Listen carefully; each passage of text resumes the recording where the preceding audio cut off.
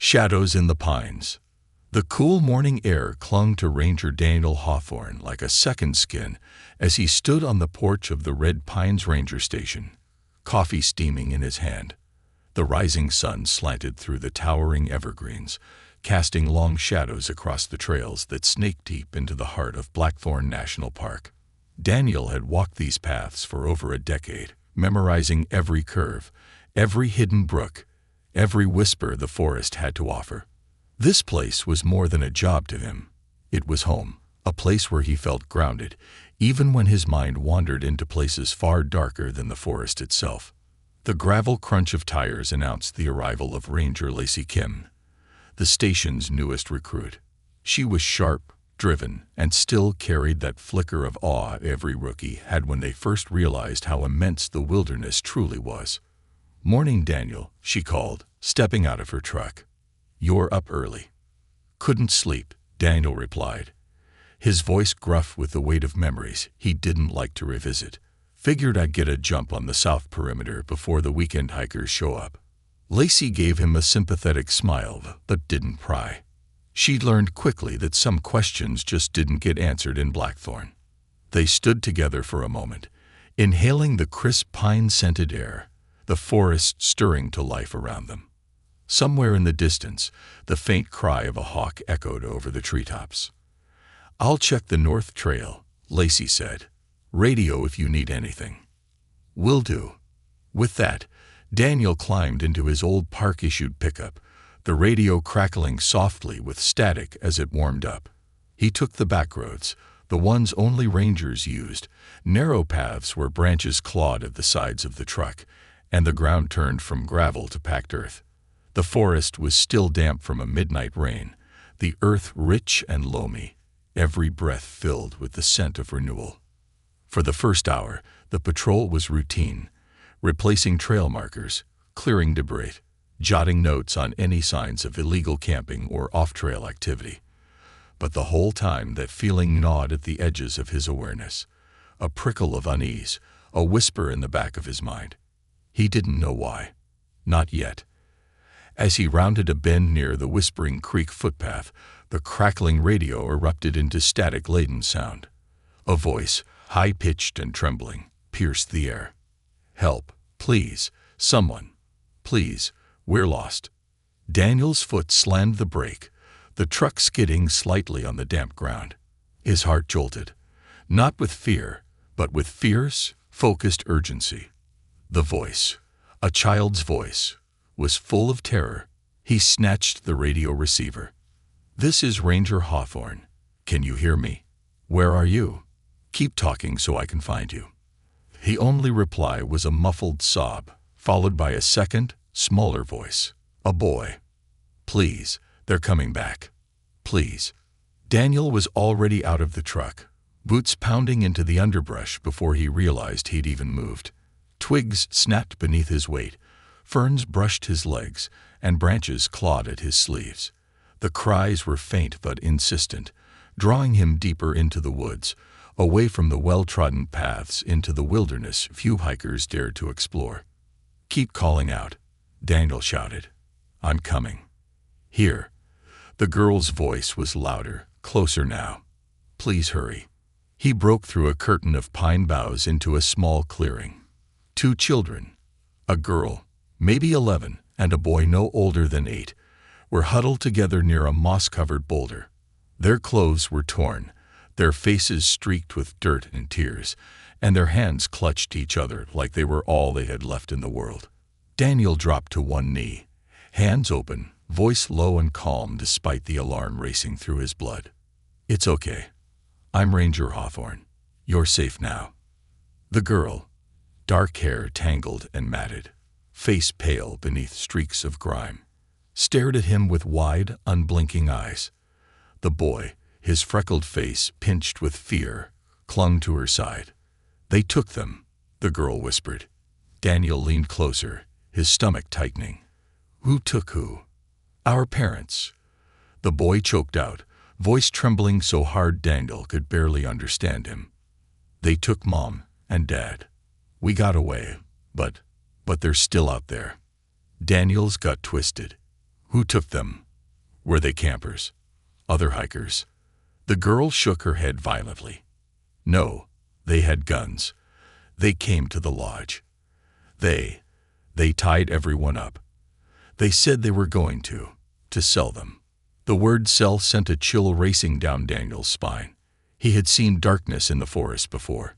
Illegal poachers, drug runners, men who didn't think twice about using the wilderness to hide their crimes. But this was something far worse. Human trafficking.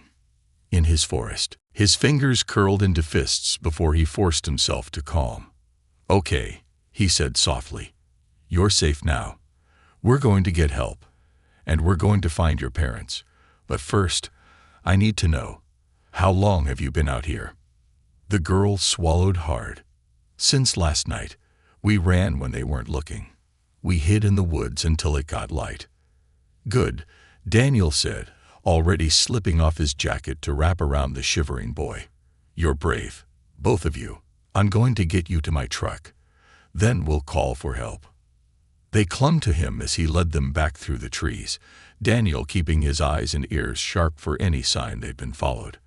The forest was too quiet, the usual rustle of wildlife strangely absent. Every step felt like walking a tightrope above a chasm, knowing something could lunge from the shadows at any moment. When they finally reached his truck, Daniel radioed in. "This is Ranger Hawthorne. I have 2 minors found deep in Sector 14. Possible abduction and trafficking situation. Request immediate backup and contact with local law enforcement." The dispatcher's voice was sharp with alarm. "Copy, Hawthorne. State police and sheriff's deputies are en route." Daniel glanced down at the 2 kids, huddled in his backseat, faces pale with exhaustion and fear. "We'll find them," he promised quietly. "We'll find your parents." The girl, her voice barely a whisper, said 5 words that sent shivers down his spine. "They said we were next." Daniel's knuckles turned white on the steering wheel as his mind raced. Whoever took their parents wasn't done yet. They were hunting these kids too. And that meant whoever they were still out there, waiting, watching. And Daniel Hawthorne wasn't going to rest until every last one of them was brought to justice. Into the dark. The winding road back to the Red Pines Ranger Station felt far longer than it had that morning. Daniel's hands gripped the steering wheel so tightly that his knuckles paled. The 2 children, Charlotte and Logan, huddled in the back seat beneath a thermal blanket. They hadn't spoken much since Charlotte whispered those haunting words. "They said we were next." That phrase kept playing over and over in Daniel's mind, louder than the hum of the tires on the gravel road. He knew the forest well enough to understand something chilling. If a human trafficking ring was operating inside Blackthorn National Park, it wasn't their first time. It was too organized, too calculated. And it meant these were not amateurs. "Do you kids know who they were?" Daniel asked, glancing at them in the rearview mirror. Charlotte's wide, dark eyes met his. There was a flicker of hesitation before she spoke. "They had masks," she said quietly, her voice almost lost beneath the rumble of the truck. "Not ski masks. More like those black ones that cover everything but the eyes." "Balaclavas," Daniel supplied, the word bitter on his tongue. Charlotte nodded, clutching her little brother's hand tighter. "There were at least 5 of them, but maybe more. I heard some of them talking outside after they tied up Mom and Dad." Daniel's stomach tightened. "Do you remember anything they said?" Logan, who had been silent almost the entire ride, spoke in a voice so small Daniel almost missed it. One of them said to hurry up, because the shipment window was closing. Shipment window. The term made Daniel's pulse spike. These weren't random criminals. This was a coordinated human trafficking operation. They had logistics, schedules, possibly even buyers lined up. The park was just a convenient hiding place on a larger supply chain. They said something about the border.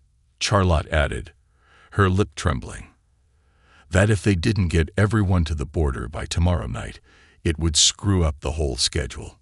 Daniel's mind raced through maps of the area. The state border was about 70 miles to the south. through dense forest, old mining trails, and backroads that barely showed up on any official map. Plenty of places to stash terrified hostages until transport was ready. "Okay," Daniel said, keeping his voice as calm as possible.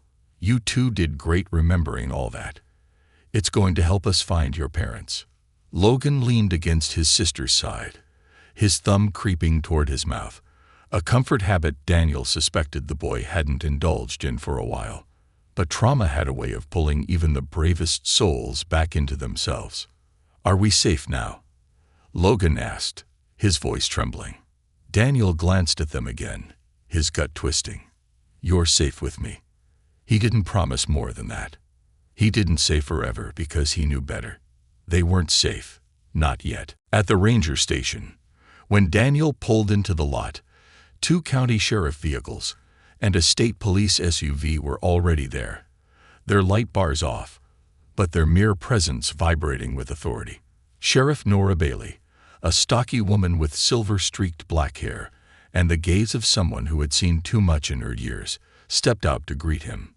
"Dawson said you called in something serious," she said, her brow furrowed. "You okay?" Daniel opened the rear door, letting Charlotte and Logan climb out. They blinked in the afternoon light, clutching the blanket around them like armor. Bailey's face softened immediately. "These the kids?" she asked. Daniel nodded. "Charlotte and Logan. They ran when their parents were taken. Kidnappers, armed, organized. This wasn't some botched robbery." Bailey knelt in front of the kids, her voice gentle. "Hey there, I'm Sheriff Bailey. You're safe now, okay? We're going to take care of you." Charlotte's grip on her brother didn't loosen, but she gave a small nod. Daniel led them all into the station's break room, which had been hastily converted into a temporary safe room. Ranger Lacey Kim was already there, unloading extra blankets, bottled water, and a few snacks onto the table. Lacey offered the kids a soft smile. "You guys want some hot chocolate?" Logan's eyes lit up for just a moment, and Charlotte nodded for both of them. Small comforts, little islands of normalcy in a sea of terror. As Lacey busied herself in the kitchenette, Bailey pulled Daniel aside. "You said this is organized." Bailey's tone was low but sharp. "Trafficking." "That's my gut," Daniel said. "They mentioned a shipment window and crossing the border. These kids weren't just witnesses. They were almost victims. They would have been part of that shipment." Bailey's jaw tightened, and she rubbed a hand over her mouth. "Jesus, in my county." Daniel exhaled sharply. "They're using the forest. Old roads, abandoned cabins, maybe even off-the-grid hunting lodges. There's miles of unmonitored land here. It's the perfect cover." Bailey straightened. "I'll call in state investigations, maybe the FBI, if we can prove it crosses state lines. But we'll need to move fast. If there's a shipment window, they're already on the clock." Daniel's voice dropped, rough with determination. "I want in." "Damn right you're in," Bailey said. "You know this forest better than anyone." They returned to the break room, just as Lacey placed 2 steaming mugs of hot chocolate in front of Charlotte and Logan. The girl's hands shook as she lifted her mug, but she managed a small, brave sip. "Can you tell us a little more about what happened?" Bailey asked gently. "Anything you can remember will help." Charlotte took a deep breath, then started. "We were at the lodge. It was our first night there. Mom wanted to do a spa day, and Dad was going to take us on a nature hike in the morning. We were playing a card game in our room when we heard loud voices." Daniel exchanged a glance with Bailey. The lodge. It made sense. A remote, high-end retreat catering to guests who wanted to disconnect from the world. No security cameras. Minimal staff. Easy to isolate. "Was there any warning?" Daniel asked. Charlotte shook her head. "The people at the front desk, they didn't scream. They just did what the men said. Like they were expecting it." Bailey asked. Charlotte's brow furrowed. "Maybe, or they were too scared to fight back." Logan's lower lip trembled.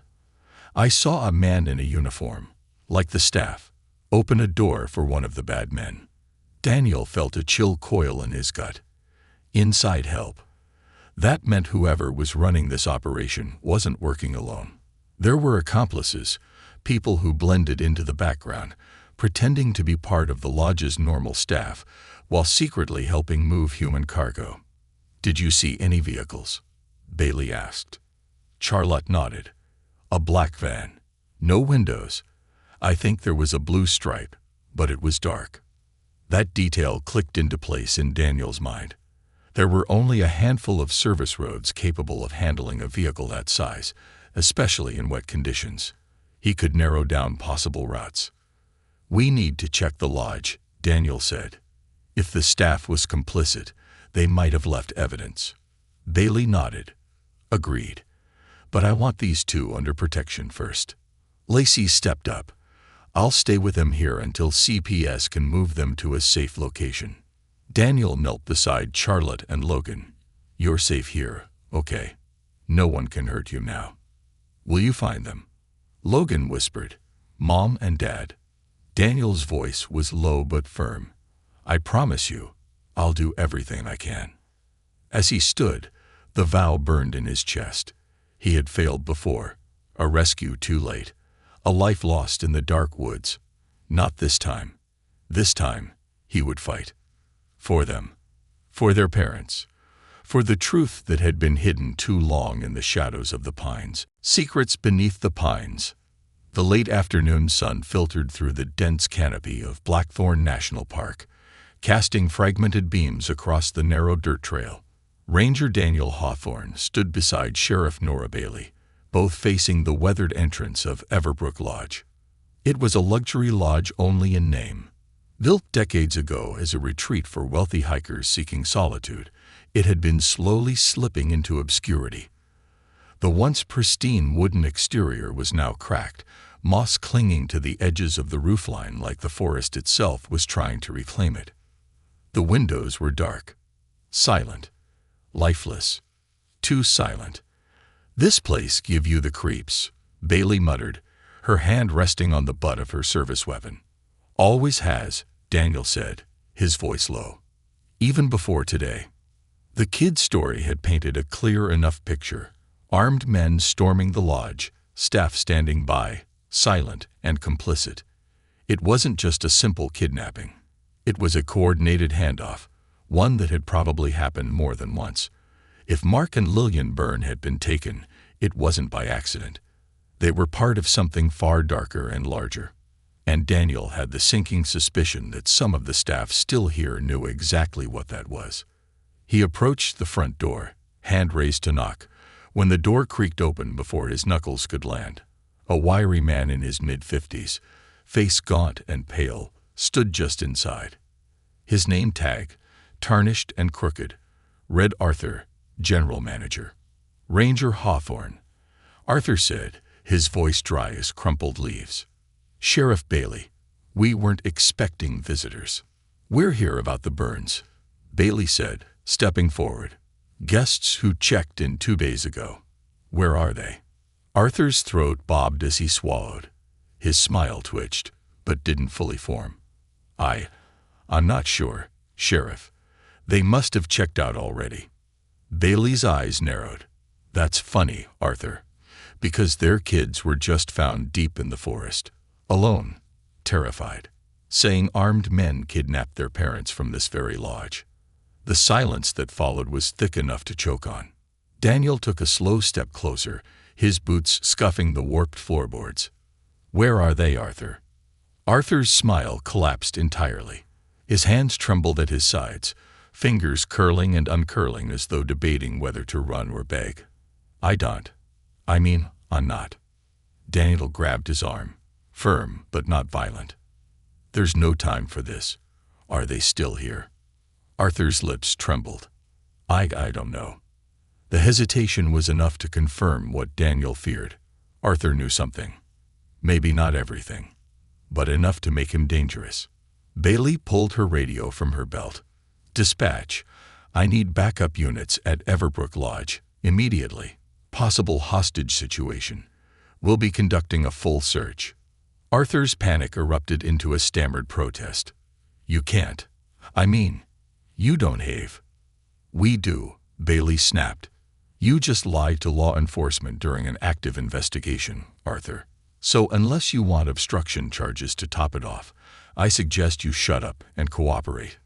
The man sagged, his frail frame suddenly looking smaller beneath his rumpled shirt. Room by room. They moved through the lodge, clearing it room by room. Dust hung in the air like smoke, disturbed only by the shuffle of boots and the creak of aging floorboards. Guest rooms stood empty, beds made but unused, personal items left behind. A half-sipped suitcase, a forgotten book beside a nightstand, a bottle of wine on a bedside table, all hints of lives interrupted mid-stay. In the lounge, the fireplace was cold, but the embers of something sinister still felt present, as though the walls themselves remembered the fear that had passed through the room. Bailey's flashlight swept across the front desk, illuminating a ledger half-tucked beneath a stack of brochures. Daniel pulled it free, flipping it open. Names, check-in times, and room assignments filled the columns, but something was wrong. "There are gaps," he said, tracing a finger down the list. "Entire sections are missing. No check-ins, no checkouts, just blank lines." Bailey peered over his shoulder. "They scrubbed the record. Or, Daniel said, there's a separate ledger for special guests. The ones who never leave." Bailey's jaw tightened. "We need to find that." The door beneath the floor. They had almost given up when Daniel's boot thudded against something hollow beneath a fraying rug in the storage room. He knelt, peeling back the musty fabric to reveal a trap door, its handle polished from use. Bailey raised her flashlight, beam slicing into the dark crevice beneath. A metal staircase descended into a void, the scent of damp earth and mildew wafting up like a cold exhale from the forest's lungs. "Arthur," Bailey said coldly, "what's down there?" Arthur stood frozen at the door, shaking his head too quickly. I don't know. That's just old storage. Nothing important." Daniel's gut told him otherwise. He drew his flashlight and started down the stairs, Bailey's footsteps echoing behind him. The air thickened the deeper they descended. The walls shifted from wood to concrete, damp with moisture, streaked with something darker. At the base, a corridor stretched into darkness, lined with metal doors, storage rooms, but the kind with locks that fastened from the outside. The kind used to keep people in. Bailey muttered a curse under her breath. "This isn't storage." Daniel approached the first door, his pulse hammering in his throat. His flashlight beam caught on scratches gouged into the wood from the inside. Frantic claw marks, the kind made by fingernails and raw desperation. He tried the handle. Locked. "We need bolt cutters," Bailey said, reaching for her radio. Daniel, jaw clenched, raised his boot and kicked hard. The aging frame gave way after the third strike, the door slamming open to reveal a windowless room barely larger than a walk-in closet. It was empty.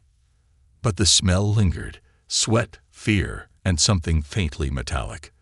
The same scent he'd smelled years ago, when they recovered a missing hiker's body deep in the ravine. Blood, aged and faint, but never truly gone. Door after door, they repeated the process, each room a silent story of captivity. Some contained old restraints, discarded clothing, a broken shoe with a child's name written on the sole. In the last room, they found a Polaroid taped to the wall. Daniel's blood ran cold. It was Mark and Lillian Byrne, bound and gagged, sitting in this very room. But the photo was dated 2 days ago, and the room was now empty. "They were here," Daniel said hoarsely. Bailey's face was pale, which means they were moved, probably to wherever the shipment was going. Daniel traced the edges of the Polaroid, his fingers trembling with barely suppressed rage. "We're close." But close wasn't enough. Not yet. A trail in the dark. They emerged from the basement, Arthur still trembling at the top of the stairs. "Where are they?" Daniel demanded, his voice low and full of steel. "Where did they take them?" I don't know," Arthur stammered. Daniel took a step closer, towering over the frail man. You knew what was happening, and you let it happen." Tears pricked Arthur's eyes. "They said if I didn't help, they'd take my daughter. I didn't have a choice." "Where?" Daniel said again, voice sharper. "Where did they go?" Arthur's lip quivered. "There's an old hunting cabin, 5 miles south of here, off Pine Hollow Road. They used it sometimes, for the handoff." Daniel's heart hammered with grim determination. "Show us." Arthur paled. "They'll kill me." Bailey's hand landed on his shoulder. "That's the first thing you've gotten right today." The chase begins. The sun was setting when they climbed back into the trucks, headlights cutting into the creeping dusk. The forest seemed to close in tighter around them, like it, too, was holding its breath. The hunt had begun. Blood in the soil. The gravel crunched under the weight of Daniel's boots as he stepped out of the Ranger truck, a scent of damp earth and wood smoke mingling in the air. Evening had settled into Blackthorn National Park, the sky a mix of fading gold and encroaching purple. The forest stood like a dark wall, swallowing the last scraps of light, as if it knew what was hidden within. Beside him, Sheriff Nora Bailey adjusted her Kevlar vest, her radio crackling softly at her hip. Arthur, the trembling lodge manager, stood between them, his hands wringing a sweat-stained baseball cap, eyes darting to every shadow like they were alive. "You better not be leading us into a trap," Bailey said, voice low and dangerous. "I swear," Arthur whispered. They use the cabin sometimes, when they need to hold people before moving them." Daniel kept his gaze locked on Arthur. "When was the last time you saw them use it?" Arthur swallowed hard. "A few months ago. I didn't ask questions. But I know they took someone there last week. I heard them talking about it when they were loading up." "Was it the Burns?" Daniel's voice was a blade of tension. Arthur shook his head. "I didn't see. Just heard voices. They said the cabin was getting too hot, and they'd have to move everything south soon." Daniel's fists clenched at his sides. Time was slipping through their fingers. Every passing second felt like sand falling through a cracked hourglass. Behind them, 3 state troopers stood at the ready, one cradling a shotgun, the other 2 with rifles slung across their chests. The FBI agents, still coordinating from a mobile command center back at the lodge, had given them limited clearance to check the cabin before deploying a full raid team. Bailey turned to Daniel. "You take point." He didn't hesitate. His boots found the overgrown hunting trail, the path winding downward into a dense tangle of ferns, low branches, and wet earth. It was a path only someone who knew these woods would ever find. The kind of place smugglers, poachers, and worse used when they wanted to disappear. The deeper they went, the thicker the silence became. No birds sang. No insects hummed. Even the trees seemed to be holding their breath. Only the faint shuffle of boots and the crackle of radios filled the void. Arthur trailed at the back, his breathing loud and ragged. "They always parked at the bottom of the ridge," he whispered. "Just off the trail. There's a clearing." Daniel's eyes narrowed as the trail opened into a small gravel patch, half swallowed by moss and undergrowth. Tire tracks, recent, were cut deep into the mud, their edges still slick from yesterday's rain. 2 vehicles, Daniel muttered. Heavy, probably vans. Bailey touched her radio. "Command, this is Sheriff Bailey. We have fresh tracks at the site, requesting backup to our coordinates." "Copy that," came the reply. "ETA 20 minutes. Daniel's jaw clenched. 20 minutes could be a lifetime. "We go in now," Bailey said. "Silent. Until we can't be." Daniel nodded, leading them across the clearing and into a second trail, narrower, almost invisible if you didn't know where to look. The air felt heavier, the scent of something metallic and sour creeping beneath the normal aroma of pine and soil. Blood. He could smell it before they saw the cabin. The cabin in the hollow. The hunting cabin was smaller than Daniel expected. Just a single-story structure, its roof sagging under the weight of decades of moss and rot. The windows were boarded over, the front door slightly ajar, swaying with the faintest creak in the breeze. Daniel held up a hand, signaling the team to halt. Bailey moved beside him, her voice no louder than a breath. "You see anyone?" Daniel shook his head, but the hair on the back of his neck stood up. Something was wrong. It was too quiet, the kind of silence predators left behind when they were done. He crept forward, boots soundless on the damp earth. The cabin's porch groaned beneath his weight. Through the crack in the door, he saw nothing, just darkness. He pushed the door open with his boot, weapon drawn, the others moving in behind him. The interior was a wreck. Overturned furniture, shattered glass, a stain on the floor that was too dark to be dirt. A single folding chair stood in the center of the room, and on the ground beside it, a length of rope, coiled loosely, the fibers still damp. "Someone was here," Bailey whispered.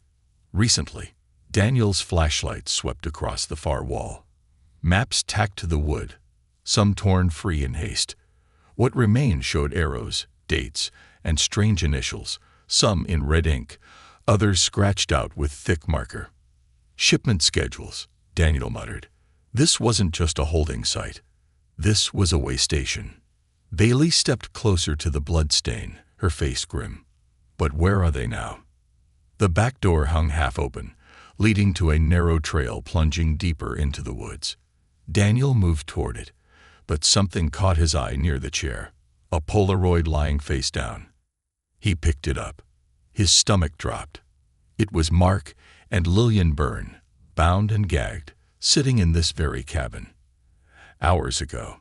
The ink on the timestamp hadn't even fully dried. Mark's eyes were wide, desperate. Lillian's face was streaked with tears, her mouth stretched around the gag in mute terror. "Jesus," Bailey whispered over his shoulder. Daniel tucked the photo into his pocket. "They're moving them. Right now." The sense of urgency ignited in his veins, burning away the cold logic that told him to wait for backup. Every second counted. "We followed the trail," Daniel said. Bailey's jaw clenched, but she nodded. "Let's move." The hunt in the dark. The trail was a scar through the undergrowth, branches freshly broken, ferns flattened by heavy boots. Daniel followed the scent of exhaust, faint but fresh, weaving through the trees. The team moved fast, boots sliding on moss, radios muted to avoid giving away their position. The trail cut across an old creek bed, then up a steep slope, the earth crumbling beneath their feet. Daniel's ears caught the faintest rumble of an engine, low and steady, somewhere ahead. "Vehicle," he whispered. "They're close." The team spread out, moving in staggered formation as they crested the hill. Below them, nestled in a shallow hollow, was a black panel van, engine idling, its headlights off. A man stood beside the driver's door, cigarette dangling from his lips, rifle slung across his chest. Bailey raised her hand, signaling hold. The side door of the van slid open, and Daniel caught a glimpse inside. Figures bound and blindfolded, huddled together on the metal floor. His pulse slammed in his ears. It was them. Mark and Lillian. He could see Lillian's blonde hair, her trembling hands curled into fists. Mark's shoulder was pressed protectively against hers, even though his own hands were zip-tied behind his back. "We have to move now," Daniel whispered, "before they pull out." Bailey nodded, signaling the troopers to flank left while she and Daniel moved right. The forest was thick, the underbrush dense, but they knew the land better than the smugglers. The moment Bailey was in position, she gave the signal. "Sheriff's Department, drop your weapon." Hands in the air. The man beside the van spun, raising his rifle, but Daniel's shot was faster, the bullet grazing the man's shoulder, sending him sprawling into the mud. Chaos erupted. Shouts, gunfire, the van lurching forward as the driver panicked. Tires spun in the mud, spitting dirt, and Daniel sprinted forward. launching onto the van's side, gripping the doorframe. "Stop the van," he roared. The driver's eyes widened in terror, but before he could react, Bailey's bullet shattered the rear tire. The van skidded sideways, slamming into a tree, the engine sputtering into silence. Daniel yanked the door open, reaching for Mark and Lillian. Their eyes found his, relief crashing into panic, into tears. "We've got you," Daniel whispered, cutting their bonds. Faces in the dark. The sound of the van's engine dying left the forest cloaked in silence, so heavy it felt alive. The smell of burned rubber, oil, and fear hung in the air. Daniel Hawthorne stood by the open side door, hands trembling slightly as he cut through the plastic zip ties binding Mark and Lillian Byrne. Lillian slumped forward, her body shaking with silent sobs, the pressure of survival finally crumbling beneath the weight of relief. Mark's arm instantly circled her shoulders, his wrists red and raw from the restraints. "You're safe now," Daniel whispered, his voice rough but gentle. "We've got you." Mark lifted his head, recognition flickering through the haze of trauma. "You're the ranger, the one Charlotte told us about." Daniel nodded, though words caught in his throat. The image of Charlotte and Logan curled under a blanket at the ranger station flashed across his mind. They'd held on to hope so fiercely, and now that hope was about to be rewarded. "We have to move." Sheriff Bailey's voice cut through the emotional fog. She stood behind Daniel, her weapon still trained on the injured gunman writhing in the mud. There could be more of them. Daniel reached for Lillian's trembling hand. "Can you walk?" She nodded weakly, her face pale beneath smudges of dirt and dried tears. Please tell me they're okay." "Charlotte. Logan." "They're safe," Daniel said, gripping her hand tighter. "They're waiting for you." That was all it took. Whatever fragile strength Lillian had left solidified into something unbreakable. She straightened, helped Mark to his feet, and took the first unsteady step back toward life. The hunters in the trees.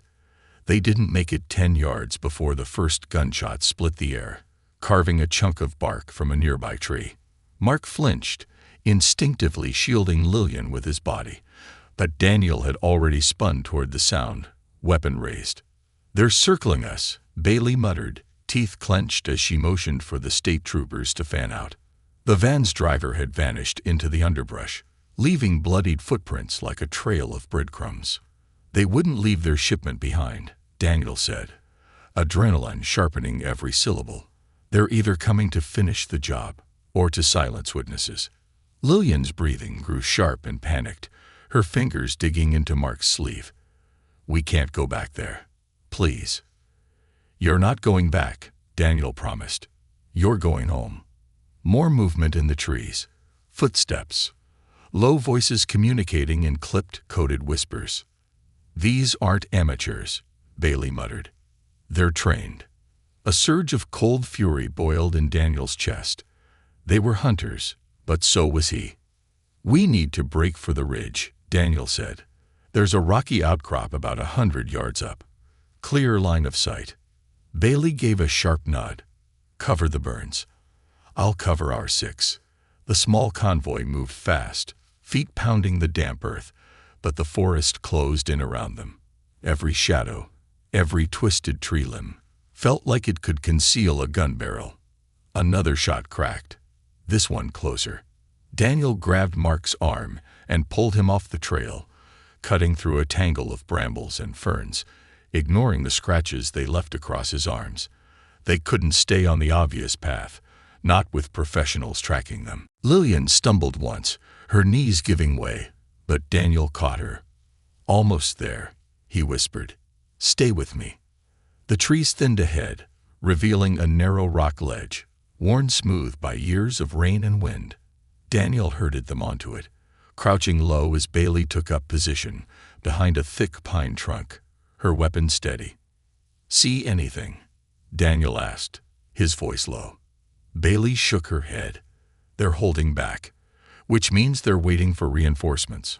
Or," Daniel said grimly, "they're pushing us somewhere." Mark's face paled. "What do you mean?" Daniel's eyes flicked back toward the trail, scanning for anything that felt out of place. If they knew you'd escaped the van, they might have planned to herd you into a kill zone. Lillian's hand covered her mouth, eyes wide. "We're not dying here," Daniel said firmly. "Not today." Echoes of the missing. The sun had almost disappeared, the sky bleeding into dusk. The dim light turned every branch into a silhouette, every breeze into a whisper. It reminded Daniel of another night, years ago, when he'd been too late to save someone who had cried for him. Not this time. His radio crackled. "Command to Bailey, ETA on backup is less than 10 minutes. Hold your position." Bailey tapped her mic. "Holding.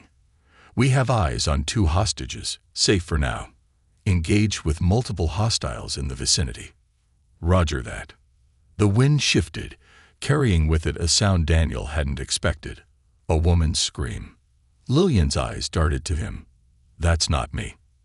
Another scream, muffled, followed by the distinct thwack of a rifle butt against flesh. "There's someone else," Daniel said, his blood running cold.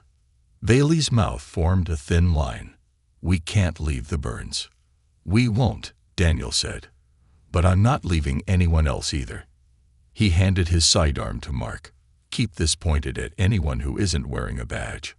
Mark's hands shook as he took the weapon, but there was a spark of determination in his eyes. "I won't let them take her again." Daniel sprinted into the underbrush, his boots silent against the soft loam. His years in the forest gave him an edge. He could move faster and quieter than any outsider could. The scream came again, closer now. He crested a low ridge and froze. A second van, nearly hidden beneath a camo tarp, sat in a shallow gully. 2 men in black stood beside it, one hauling a blindfolded woman from the back. Her wrists were zip-tied, her dress torn, her legs buckling under her own weight. She wasn't Lillian. She was someone else. A third victim. Daniel didn't think. He moved. He slid down the slope, his boots skidding on loose gravel.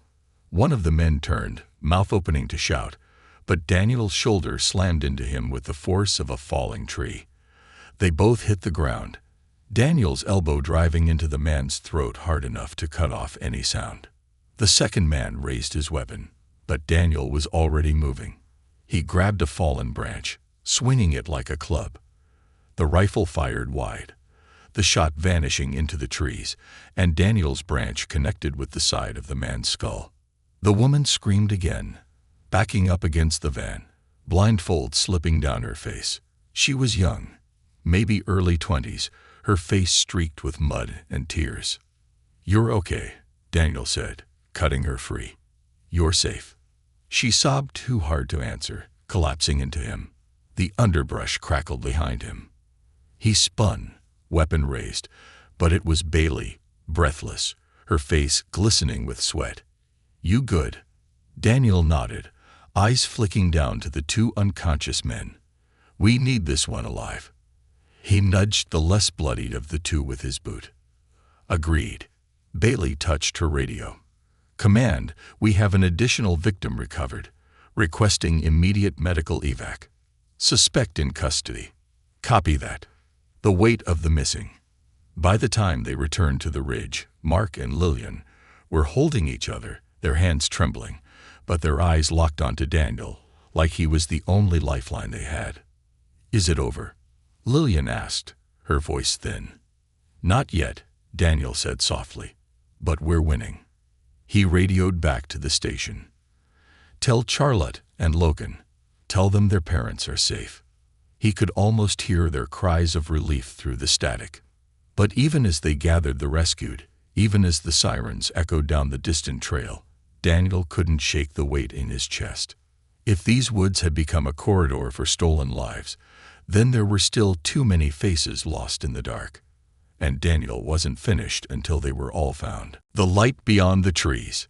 The headlights from the convoy of law enforcement vehicles sliced through the night like silver blades, piercing the thick blanket of darkness that had long shrouded Blackthorn National Park.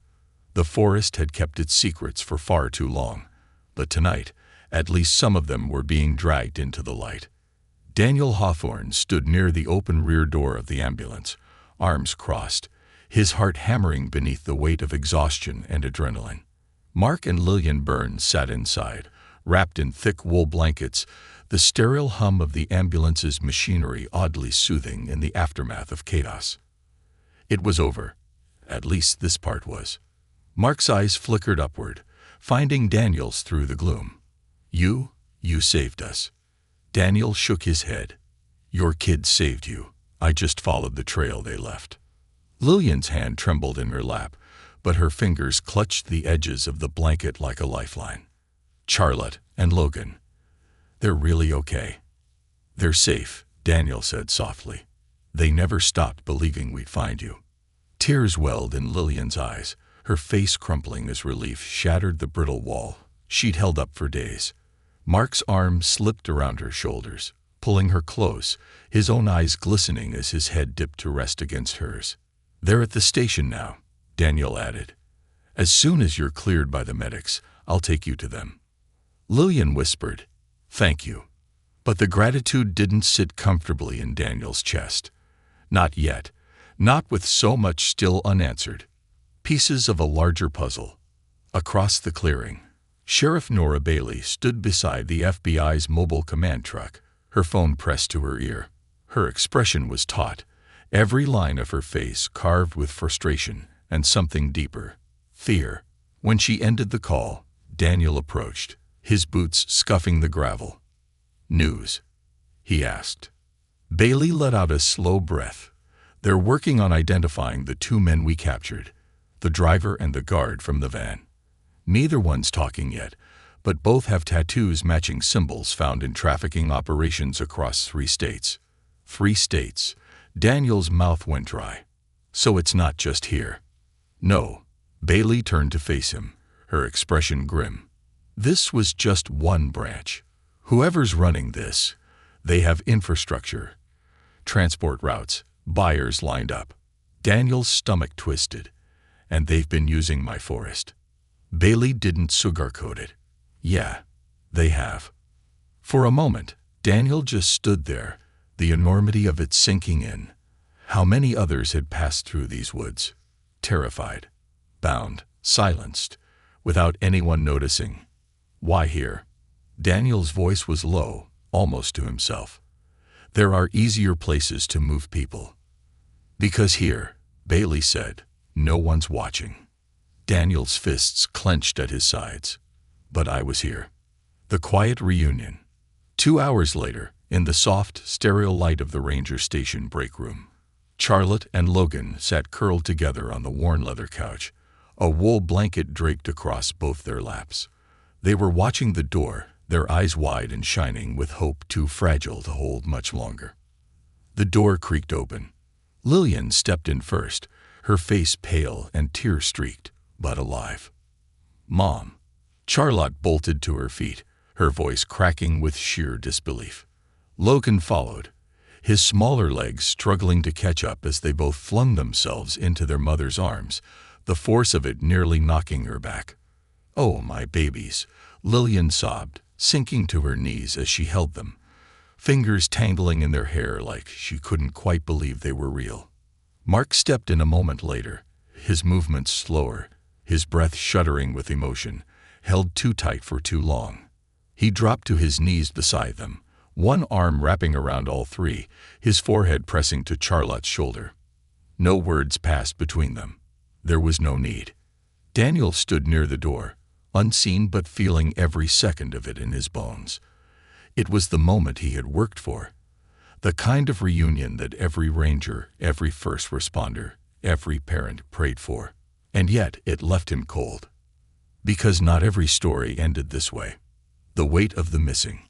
Later, after the Burns had been taken to a secure facility for medical and psychological care, Daniel sat alone on the back steps of the ranger station, the faint orange glow of dawn breaking over the trees. He could still hear her scream. The woman they'd found at the second van. She'd been taken 3 weeks earlier, snatched off the side of a remote hiking trail, her disappearance buried under excuses and bureaucratic oversight. She was alive, but dozens of others hadn't been so lucky. The photos they found at the cabin told the story no one wanted to face. Images of faces, women, children, even men, all bound, gagged, photographed like merchandise on display. And not all of them had names. Some were just entries in a ledger, reduced to height, weight, and a crude price tag. Can't save them all. Daniel turned to find Bailey standing at the edge of the steps, a cup of coffee steaming in her hand. "That's the problem," Daniel said softly. "I should have seen it. I walk these woods every day. I should have." "Stop." Bailey's voice was firm. "You didn't build this operation.